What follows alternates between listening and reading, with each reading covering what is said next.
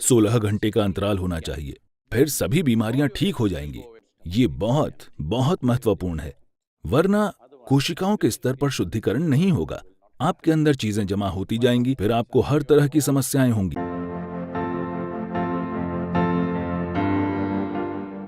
एक सीधी सी चीज जिसके पीछे दुनिया पड़ी है। अगर आप हमारे आश्रम में आए तो लोग शारीरिक रूप से बहुत सक्रिय हैं। वे बस सुबह 10 बजे खाते हैं और फिर शाम को 7 बजे, बस 2 बार भोजन। मुझे कितने डॉक्टर कह चुके हैं कि वे कुपोषण से मर जाएंगे, ये हो जाएगा, वो हो जाएगा, आप ये कीजिए, वो कीजिए। ज्यादातर दिनों में मैं सिर्फ एक बार ही खाता हूं, बस एक बार भरपूर खाता हूं, इतना ही।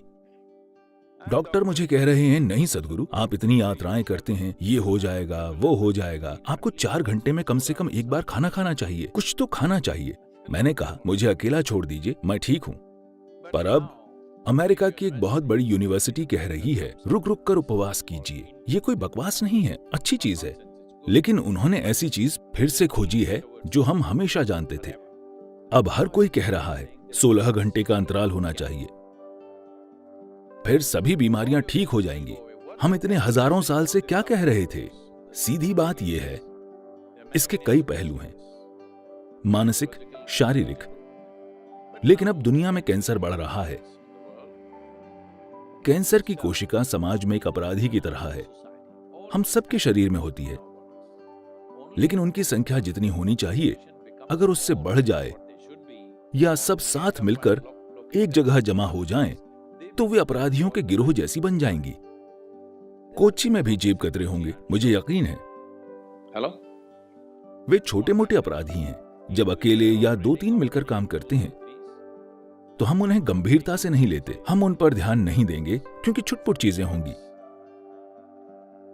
पर मान लीजिए ऐसे 100 लोग संगठित होकर अपराध करने लगें तो हम उन पर टूट पड़ेंगे, क्योंकि हम जानते हैं अब वे समाज के लिए खतरा हैं। कैंसर की कोशिकाएं भी इसी तरह हैं, अपराधी जो यहां वहां घूमकर कुछ नुकसान पहुंचा रहे हैं। फिलहाल उनकी यही समस्या है कि वे बाकी कोशिकाओं के मुकाबले 8 से 10 गुना ज्यादा खाती हैं। तो अगर आप 2 भोजन के बीच में पर्याप्त अंतराल देते हैं तो उनमें से ज्यादातर मर जाएंगी, क्योंकि वे जी नहीं पाएंगी।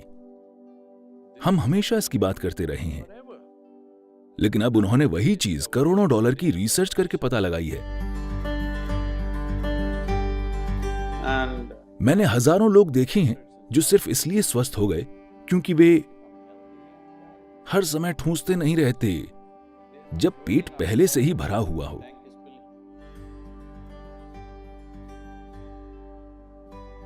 योग केंद्र में लोग हमेशा शारीरिक रूप से सक्रिय रहते हैं,